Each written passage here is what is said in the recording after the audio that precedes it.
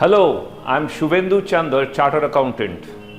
আজকে যে সমস্যাটার কথা বলবো আমি, সেটা হচ্ছে যে আপনার যদি আধারের সঙ্গে প্যান লিঙ্ক করা না থাকে, সেক্ষেত্রে কিন্তু আপনার প্যান ডিঅ্যাক্টিভেটেড হয়ে যেতে পারে। সেক্ষেত্রে কিন্তু আপনাকে ভাবতে হবে যে কিভাবে আমি আবার রিঅ্যাক্টিভেট করব, বা ফার্স্ট অফ অল জানতে পারবো কি করে যে আমার প্যানটা ডিঅ্যাক্টিভেটেড হয়ে গেছে।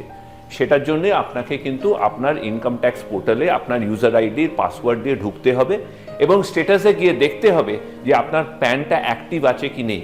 যদি ইনঅ্যাক্টিভেটেড থাকে তাহলে আপনাকে ই পেমেন্ট অফ ট্যাক্স দিয়ে 1000 টাকা ফাইন পেমেন্ট করতে হবে।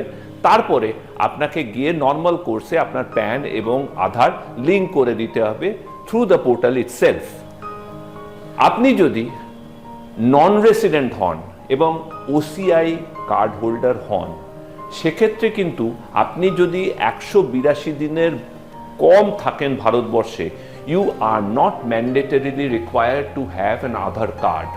সেক্ষেত্রে কিন্তু আপনার যে জুরিসডিকশনাল অফিসার আছে ইনকাম ট্যাক্সে, তাকে আপনাকে ইমেল পাঠাতে হবে এবং লিখতে হবে যে আপনার ম্যান্ডেটরিলি আধার কার্ড রাখার প্রয়োজন নেই, সুতরাং আপনার প্যানটা ডিঅ্যাক্টিভেটেড হয়ে গেছে, প্লিজ রিঅ্যাক্টিভেট দ্য প্যান।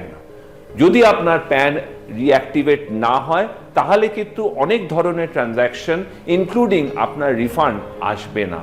সুতরাং it's very important that your PAN gets activated. Thank you.